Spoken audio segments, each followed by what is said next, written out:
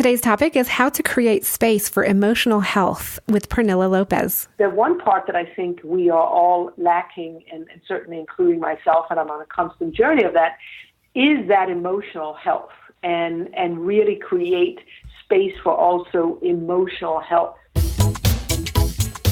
Welcome to the Well Woman Show, where we interview women executives, leaders, and entrepreneurs. And you're listening to the Well Woman Show, where motivated women achieve fulfillment and well-being. You're listening to the Well Woman Show. Take time for myself by coming to things like Well Woman drinks. To be accepting of myself no matter what. Step away from judgment as much as possible. You're listening to the Well Woman Show.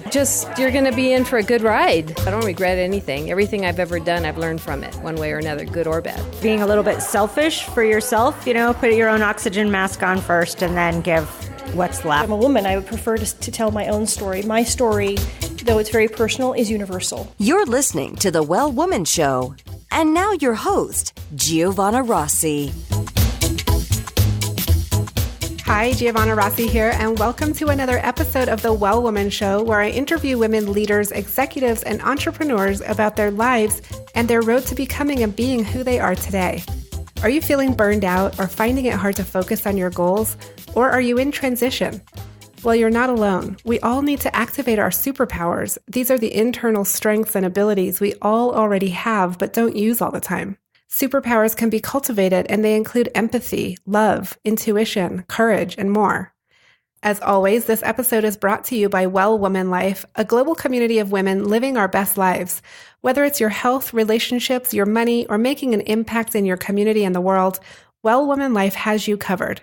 You've made a commitment to not settle, to use your voice, and to live your best life. Well Woman Life offers annual memberships, workshops, and retreats to support you. Check out wellwomanlife.com/Facebook to join our growing community. Now back to the show.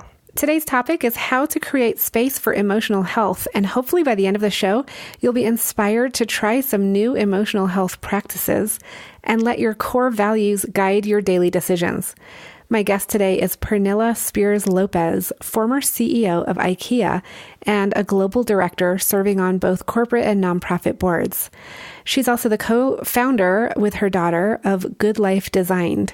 She serves currently on the board of Save the Children International, among many others. Pernille was with IKEA for 21 years. Among several top executive positions, Pernille held the position as CEO and president for IKEA North America and was a member of the executive management team of the IKEA Group for 10 years. In this episode, Pernille and I talk about how she literally almost worked herself to death as an executive at IKEA, how she woke up to her life and how you can too, how to recognize when you're addicted to being busy and how to turn it around, why we need space for emotional health, why your core values are important in making choices to guide your life, and 5 things you can try to establish a daily practice of self-care that will help you through the tough times. Doesn't that sound good? This is such a good interview. I'm so excited for this and to share this with you. The free giveaway is the Discover Your Core Values worksheet, and you can get it at wellwomanlife.com/092show. I really like this giveaway because it walks you through a simple process to really identify and articulate your core values.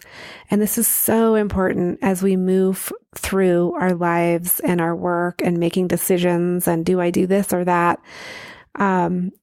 Really being able to identify and articulate and refer back to your core values is so crucial. You can also join the conversation in the Well Woman Life community group at wellwomanlife.com/Facebook. Now to my interview with Pernille Lopez. Welcome to the program. Well, thank you very much for inviting me. Pernille, I want to start with, we heard your bio. We know that you are a high-powered woman, and we'll get into some of that. But I really want to just start and back up a little and ask you, who are you in the world today? Who do you identify as in the world today? I think I identify as someone that has had a great sort of opportunity in life to have a great career, have a great family, and sort of I am in that place where I feel like I want to pay it forward. So that's how I spent my time. I spent my time mentoring not only women, but also people that are in the middle of their career. I mentor young people, and I try to be sort of the one, offering my experience as a support to people that are looking for advice from somebody that has done this, been there before, and can sort of relate to challenges. Yeah, so that's what I see myself as. Okay, and is this a formal mentoring relationship, or is it sort of an informal, just happens when it happens, or is it a formal thing? Yeah, so I have always, I think, been a mentor. I've always used my leadership role throughout my career as being a mentor and bringing people up and seeing the value of that. When I left IKEA in 2011, I took a year off and was asked to write a book, actually, for a publisher in Denmark. And that was a huge opportunity, actually, personally, to reflect on my own life. And I think one of the things I came to was that I didn't want another formal big job. I really wanted to be more purposeful and intentional about being taking on that mentor role, whatever that would be. So today, I feel like that's my job on boards, and also I have my own a small company together with my daughter called Good Life Designed, which is my book was called Design Your Life, and Good Life Design is really exactly that: help people and support people in designing their best life. And I do that in form of an online course, retreats, workshops, personal mentoring, and give people the tools to create their own self-facilitated, I call them designer circles, where you really get support around designing your best life. I love that. I've come to I've come to realize that. I just come to realize that I think, we all talk about careers, but if we would just step back and say, let's talk about what really is important to me in my life, and then how work and career fits into that, rather than that career steer everything, and then one day you sit and you're like, I spent that whole time, and now where am I? So anyway, so very much spent, I think, informal and formal, but I certainly have a small company together with my daughter where we create these opportunities. Okay. I love that, because I often say to people that we have to design our lives. It's this idea of like taking control and intentionally designing your life the way you want it, instead of just accepting what happens. But I want to ask you, the way you just described it, it sounded to me like maybe you focused on your career. Obviously, you focused on your career. You were the, CEO of IKEA for 10 years. And you were in corporate America for a lot longer than that. But did you feel that at some point you neglected other parts of your life and had focused on your career too much? Totally. And I can share with you that, I think it's typical when you graduate from college. It's like, okay, the pressure's on. You got to find a job, and then it just starts from there. And I from the age of really 22, when I graduated from college, and then went on, and it was just I moved to America. Then I was really kind of like doing everything on my own, and before I know it, I am through all kinds of retail jobs, end up in California. I started in Florida, ended up in California, met my husband. We got married, had 2 kids. I started with IKEA. We moved to Pittsburgh. From there, became a store manager that I had never done before, and with small kids and trying to make it all work, no family around, ended up taking a bigger job as HR manager for North America for IKEA, commuting between Pittsburgh and Philadelphia because our office was in Philadelphia. I couldn't move. And before I know it, I have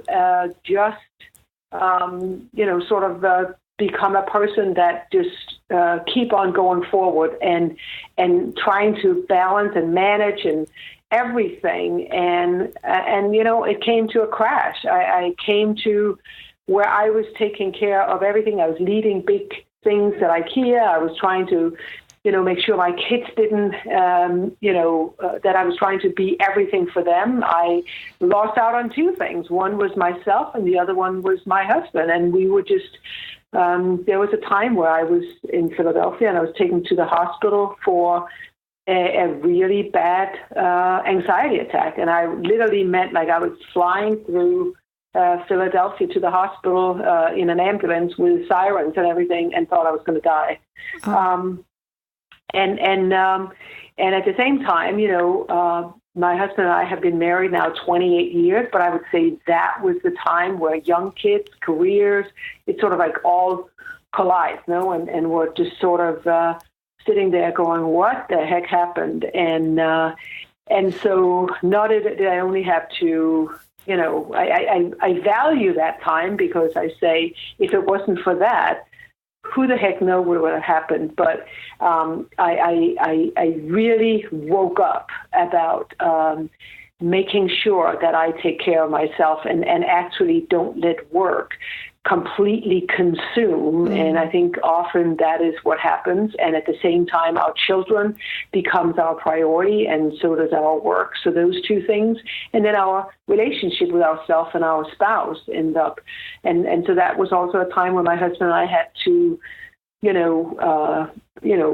go to counseling and both, this anxiety attack and kind of accepting that your marriage isn't perfect. Those things were the biggest sort of like challenges because you just don't want to admit that. But they turned out to be the best gifts. And so absolutely did I get to understand right in my heart what happens when you don't take care of yourself, because you would just go down one way or the other. Yeah, and it seems like so it took the ride in the ambulance for you to pay attention, it sounds like. And what we do a lot on the Well Woman Show is we talk to women like you who have been through this, been at really high leadership levels, been at the top of your game in your field. And what I'm trying to do is share with women the lessons learned so that they don't have to take that ride in the ambulance in order to figure it out. But what would you say to that? Well, I think, in some way, I do believe, and I say that because I mentor a lot of women at that age group that I was at, and the young children, and you have to be ready to hear what other people say. When I was at that place, I had my close mentor that would tell me, wow, you never take break. You're taking on more. And, my people around me would say, oh, you're always busy. Are you sure you're all right? And I'm like, oh, I'm fine. Of course I can do this. And so in some way, I think it's part of that time that you're just running on all cylinders, and it makes you, it's sort of like some sort of, I would call it a high, or it's a little bit of an addiction because you're just invincible and you're just testing every aspect. So my experience is that people need to be ready to hear and listen to themselves. And often it takes some sort of, unfortunately, some sort of situation, whatever that is. Is it a marriage? Is it something that happens where you're like, wow? And so I think that's one aspect. The other aspect is the work I do, and that I can say with this the Design Your Life process. I think there's a lot of things you can do if you start a practice early. It's kind of like, if you practice, we know that our minds is what gets us to work. No, I mean, that's what really drives a lot of things. We are probably all of us knowing that we need to exercise and take care of our bodies.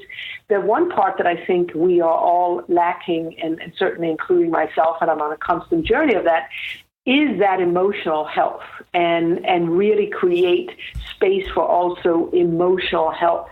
And I think, if you start a practice early on, if it is journaling, if it is really figuring out what your core values are, have a tool to constantly look at your life and not put things on hold forever or be in denial about it.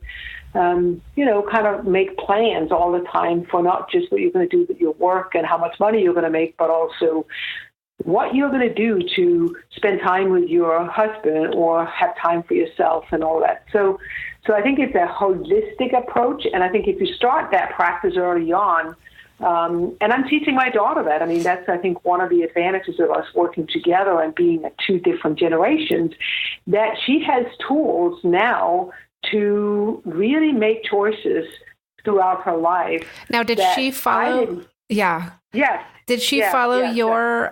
Did she follow your path in terms of corporate, or is she doing the entrepreneur path? That's a funny question, because that's exactly right. She's in the event business. She is an event producer and works with different partners, but she is very much a freelancer. And so I think that's even, a tougher place to be, because sometimes you have, you can at least use your corporation's opportunities to take training and leadership development and so forth. When you're on your own, you're really on your own. Mm-hmm. So I think this is very helpful for her. But I think it is important that you have tools and ways of supporting yourself, because just going and getting a massage every 2 weeks or having a date night once in a while with your husband, I just don't think is enough to balance the when you're going full speed ahead with a career.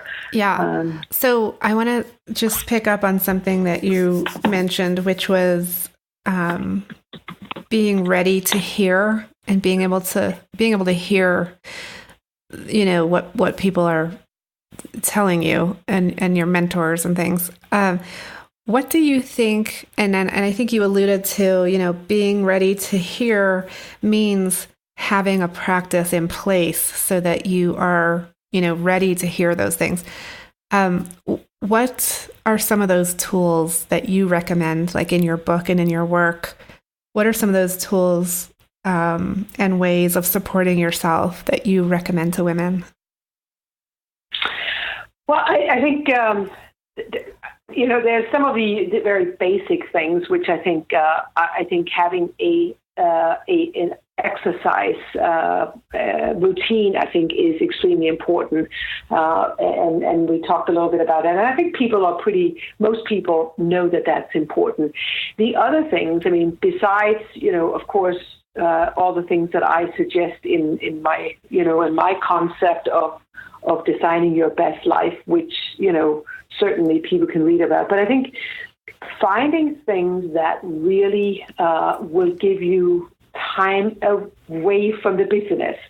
So obviously meditation is a good thing, but a lot of people are having struggle with that because they are just not. But meditation, there's a great app called Headspace, and I think that is could be a very good thing. The other thing is literally walking with a friend, where you are. I know that when women walk, they just talk, and they're talking randomly about different things, because it's like offloading everything that's going on. So that's a huge thing. I think I am a big supporter and advocate for a routine of journaling. There is nothing better than writing things down and just writing it for yourself. And nobody's going to ever, but it's like your best friend. Another one is to really have, I believe that we all need to have the concept of a mentor in our life. And it can be different people during different times, but having a mentor, someone that isn't your mother, your sister, your friend, someone that actually understand what you are going through. So I am a mentor to quite a lot of people that is not in my circle, and they feel comfortable calling me and say, can we have coffee? And they tell me some of the things that are going on in their lives, and I am just a listener that can pick up on different things. So those are some of the things that I suggest. And I think one of the things I've learned by working on the things I talk about, which are really the journaling, a mapping tool, knowing your core values, having a personal mission statement, create an action plan, and having a mentor. Those concepts, when you're comfortable with those and have that in your system, I feel you always have a place to return home to. Mm-hmm. And that, what I mean with home is that when you know all of those things and are comfortable with those, you can never really be lost, and you are really prepared to have, almost anything that comes at you, that you are able to handle that and not lose yourself. Mm. And I think that's, we prepare for what's going to happen if we have a financial situation. We're good at planning so many different things and prepare ourselves for what can happen in different parts of our life. The one area where people have very little tools is when you get off balance on your own self. Yeah. And that's what I think is important, is building stamina, building tools, developing muscles to sort of stand tall when you're, when the weather gets really rough. Yeah. And so that's what I think is important, to build strong skills and tools in an area of sort of emotional intelligence and emotional well-being. Okay, and you mentioned being a mentor, and one of the things that comes up a lot with women I talk to is needing a network of women around them, a community of women. And so before our interview started, we were talking about you had just spent a week in Santa Fe at your group, where you get together with high-level, type A personality women, and that's your time to have your community of women around you. So would you add that into your list of things, and not just having a mentor, but having peers? Absolutely. I would say peers, but also just a network of other women because sometimes, peers, you end up talking a lot about business, no? I mean, I think the specific network that I'm part of, even if we're all sharing a lot of personal stuff, I think still people talk a lot about what they do.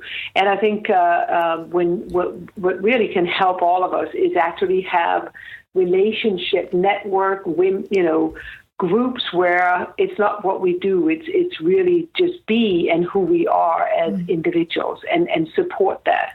And that can be done in many different ways. But I think if you don't have a good group of women around you that you can sort of share things with. I talk about walking. I talk about, getting together and just have conversations. It's interesting. I met a group of women here in Los Angeles. I mean, I'm pretty new here. We've only been here a couple of years. It takes a while to get friends.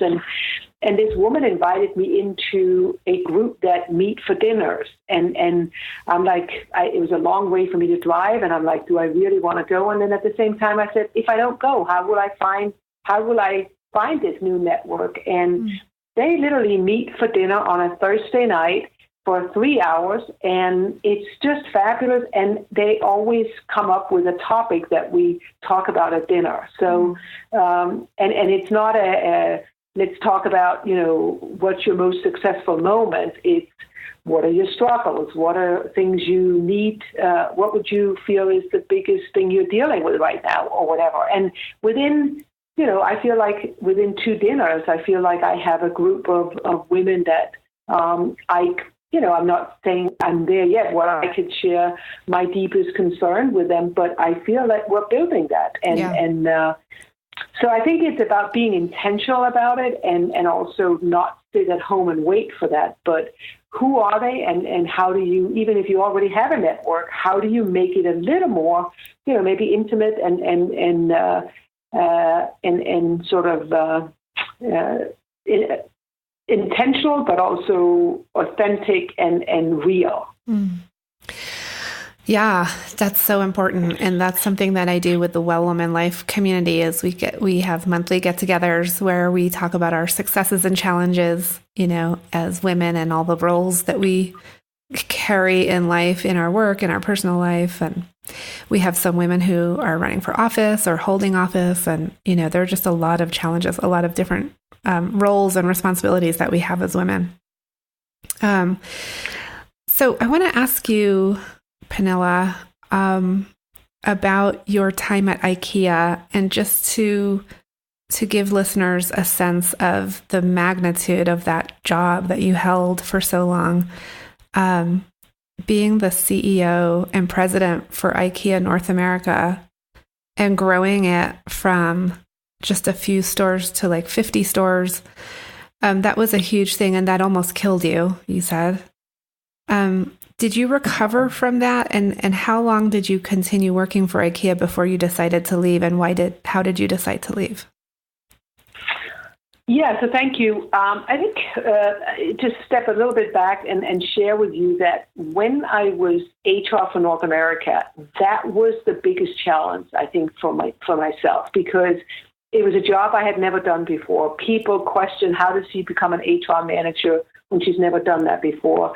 I was commuting. I was telling you all those things. And that was when I had this anxiety attack. I was also moving forward big strategies around, domestic partnership, diversity, paying employees more money, bringing the real IKEA culture to America. And I mean, people, I was in an all-male management group that all looked at me every day and go, oh, here she comes again, or they would be real critical every time I came forward with something. So that was really difficult.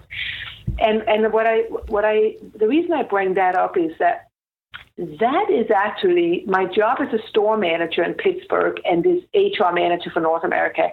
They really prepared me for the big job. So when I became president of IKEA North America, I was humbled by the challenge, for sure.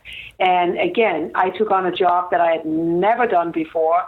And I had sort of that Pippi Longstocking attitude of, I haven't done this before. I'm sure I can figure this out. Mm-hmm. And I think that was really my attitude, because I was so humbled that how could I tell anybody that I knew what I was doing, because it was obvious coming then from an HR perspective that I would use my leadership and my, all the things that I had learned along the way must be good enough for me to do this job. So when I took this job, it was nothing but challenges for 9 years. And I can go on and on and on about those challenges. However, I was emotional, physically,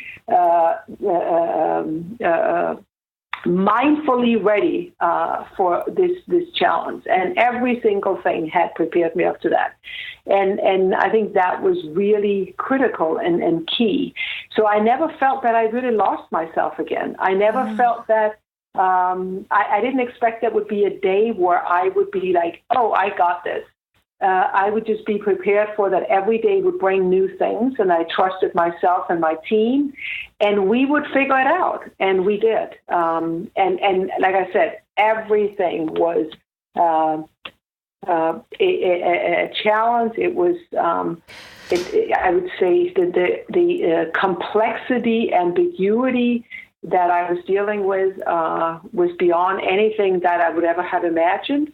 But the reason I kept on going and thought it was exciting was exactly those things, that everything was, new. There was excitement, there was challenges, there was great team, there was support from some part, and then others were sort of trying to, sabotage me, but I was also quite aware and ready for that. And so I felt like after 9 years, and when sort of like my the job that I had been asked to do, I felt my season was over in that, and it was ready for somebody else coming in with much more of a focus on operation. And I was offered a job to this gentleman that I worked with was CEO of IKEA, a phenomenal guy, was like my true, had my back at every aspect. And he asked me to take on the global HR job. And I then became HR manager for all of IKEA for, at that point, 135,000 people. And were able to bring, I think, a whole new business understanding to HR, and we created a new strategy. And but I was commuting. My husband at this point, now we had moved from Philadelphia to Chicago, so I commuted almost every week between Chicago and Europe. And after 2.5 years, I said I'm not moving to Europe, and I had been with IKEA for 21 years. And I think sometimes it's just good to say, leave on a high and say, it's time to move on. Mm-hmm. And it's easy. It's actually easier to hang on. But I felt, no, I want to leave with such good experience. And so that's why I left and have not looked back. And I miss the people. But I stayed away, and I'm not one that keeps in touch. And I do with people, but I don't ask them so much about their job. Because I feel like once you leave, you don't want to be one of those that are like, so how is it going? And I'm still interested, but I'm not attached in any way. Yeah. So now you were with IKEA for 21 years. Where, for the listeners to understand the time frame, where within those 21 years did you have the big ambulance ride and the big wake up? Was it before you became the CEO? Yeah, that's what I said. That was the HR manager job for North America before I became president was the real challenging job. And that was when I was commuting. Yeah. It was when, that my kids were young. I was trying to be the perfect mom. It was just crazy. And, but like I said, that was my first job with IKEA was in California, where I started as a sales manager for the West Coast. And then with 2 young kids, I got the opportunity and to move to Pittsburgh to take on my dream job, was to be a store manager. And then I did that for 4 years. And my husband's career was now taking off. He's in education. And then when I became, then I was offered the job as HR manager for North America, and I was able to be one of the first people really that were telecommuting and kind of working remote, and that was the opportunity for me to actually have taken that job, because my husband certainly didn't think it was right for us to move, but it also became just too much. And it was not that, and that's when I had this anxiety attack. And that's what I was saying. I was able to prepare myself for, after that, take on bigger jobs without losing myself. Yeah. That's so interesting. That's why I wanted to get a picture of the time frame. So that people understood that you actually went on after that collapse and that anxiety, you went on to sort of figure it out, quote unquote, figure it out, and then go on to be the CEO for IKEA for 10 years. So very interesting story. And we could do a whole other show on your HR policies for employees, which I'm very interested in terms of family-friendly policies. I run a project about that, but maybe we can talk about that separately. I want to be happy to. Yeah, I would love to. I would love to move into the segment. It's our final segment called Superpowers for Success. But first, a quick word from our sponsor. Being a well woman includes being financially healthy. Our sponsors, Lorraine L. and Kate Stalter of Better Money Decisions, are on a mission to eliminate complexity and confusion from your financial life. They replace Wall Street jargon with straightforward talk you can understand, and they create investment and retirement plans customized for your needs and your future. Download a free copy of their latest book, Don't Let Your Money Kick the Bucket Before You Do, and learn how to avoid the biggest mistakes women make when planning for retirement. Go to bettermoneydecisions.com/wellwoman and download your free book today. The first question is, what does success in life mean for you, Pernille? Yeah, I mean, I have redefined that very clearly.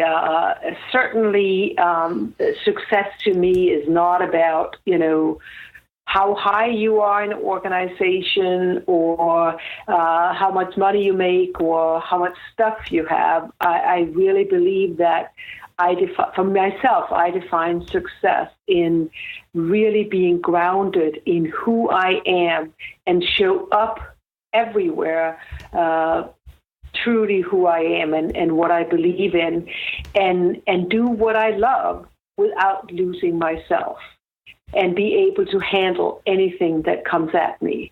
And I believe that when you're clear on who you are and when I am clear who I am, when I do what I love without being obsessive about it and losing myself, I am the best for everybody else, and I can make a much bigger difference in the world.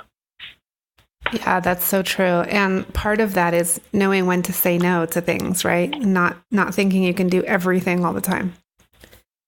Saying no is much more, for people like myself, it's a lot harder than just saying yes. Absolutely. Yeah. Okay. My next question is, when did you know you were really good at what you do? I don't think I ever had that feeling. There's moments that I think, yeah, this is good. I can do that. There are moments where I am in awe over what I'm able to bring as a question for a person that is in, kind of like in confusion, or help people get their own clarity, or when I'm part of a leadership group and we get a breakthrough, I say, this is exciting. But I don't ever get a sense of I am at a place where I'm really, really good at it. I always feel like there's more to learn and more to develop. And I actually feel that is a important place to be. So there's a difference. I don't have a lack of confidence because I just believe that if I really put myself to it, I can really learn anything. But I also don't think I ever stop and say, I'm good at it now. I mean, I can give you an example. I do yoga at least 3-4 times. I go to classes, and I was really, really a beginner. And I would say it was a struggle, and I was kind of lousy, but you don't really use that word at yoga. But anyway, I was a beginner. And you know what? I feel like I am just progressing all the time, but there's always a new level. So it's just this constant, excitement about not having reached it, but stop and say, and I definitely do that. There's times where I stop and say, you know what? I have come a long way from that first time I walked into the studio. But it is, I think our lives and what we do is just like yoga teachers. They are never done. They still practice every day. They always feel that they can learn from others. And I think that's what I think. I'm not putting myself down. I celebrate moments, but I don't stop, and I don't ever feel like I have reached that where I can say, I'm really good at this. I would not say that it would be wrong to do, but I'm just saying that I feel there are moments where I say, this is good, I can really do this. But then the minute after, I'm like, so how do I continue to grow? Yeah. Yeah. And what superpower did you discover you had only to realize it was there all the time? I would say that, life comes full circle. No, it comes to, I actually feel now that I am closer to who I was as a kid than I've ever been. And what I mean with as a kid, I am the person I was at that time. There was just a lot of things that got in the way, and I've spent quite a lot of time on figuring out, who was that, young woman, and I feel very connected to that, which is I have in all my life done stuff that I was not prepared for, and now if I had that insight along those jobs that I have now, is that just go in with it saying, I don't know how to do this, but I'm sure I can figure it out. And that I kind of had inside me along the way, but I would have had much less anxiety if I had just embraced that the way I do now. And so what would you call that in terms of like your superpower? I would just make it, sort of connect back to who were you? What was your real personality? What was really your the core of you when you were 12 years old? And it's not a superpower. It is you. It's your power. And I think that's what happens over the years. So many other people influence us, our parents, our religion, our school, our jobs, and they push all of these things on what you have to do and who you have to be and all that. And that person, that voice is what gets lost. And I think if we could just get back to that 12-year-old voice of this is who I am and this is what excites me, it doesn't change. Mm.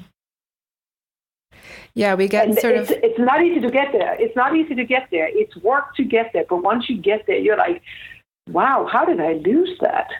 Right. And it's so much easy. Everything seems easier and more in flow when you find that.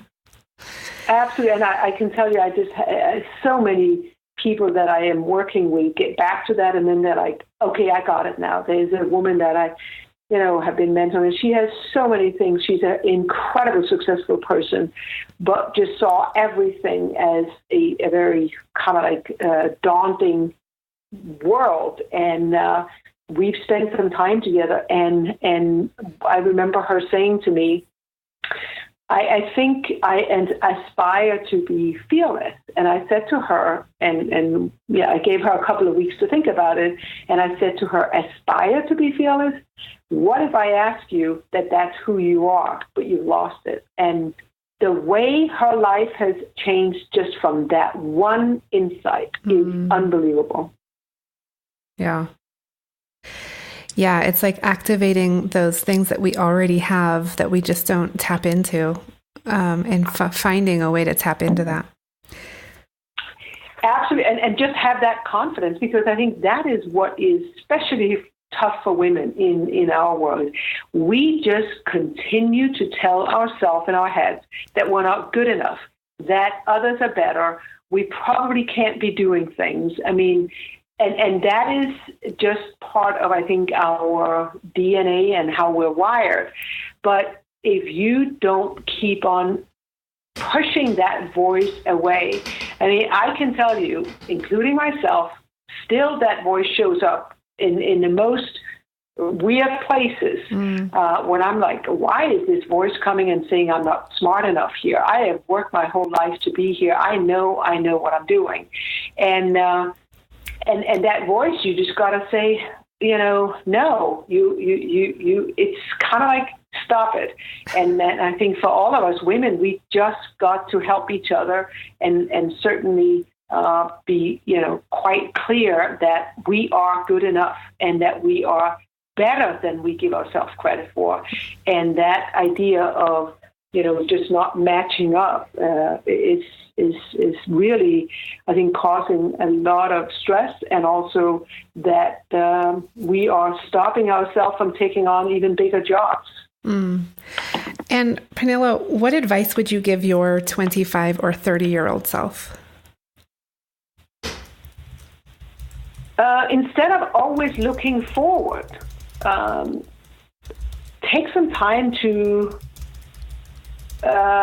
look and reflect, and before you just jump. And that, if I had been more connected to my, as you call it, superpower of the core of who I am, which is being full of courage and full of wanting to not afraid of rolling up my sleeves and go into stuff that I haven't done and that I will figure it out. If I had, kind of kept on reflecting on who I am and not wanting to lose that and be clear on what that is and what are my core values and what am I trying to do with my life, then I would have probably suffered less in those many years. But I'm also a person that believes, having written a book, Design Your Life, which is really sort of my own story with all the tools I've, that I've received from my work at IKEA that I share. That everything happened for a reason, and everyone was a lesson that I need to learn. And so I don't regret anything. I'm happy for all of those because I think it is at adversity. When you have adversity and challenges is the only time you really grow. And good times is just for you to take a break. It's like when you exercise and you feel really good afterward, but that feeling doesn't stay, And so it's like constantly taking on, challenges, or when adversity comes, even as painful as it is, know that there's a benefit of you being, you going through that. Okay, couple last questions here. Do you identify as a feminist? Yeah, I would say so. And I'm proud of that. I mean, I think there's some negative thoughts and sort of feelings around that. But no, I absolutely believe that women, we have a lot to offer. And it's very, very frustrating after all these years to still, number one, women feeling that we're not good enough.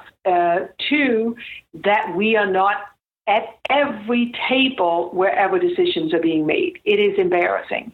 And I think men need to really wake up and understand that we are here, we add value, and I think we got to move to forward. We cannot be stuck in this. Yeah.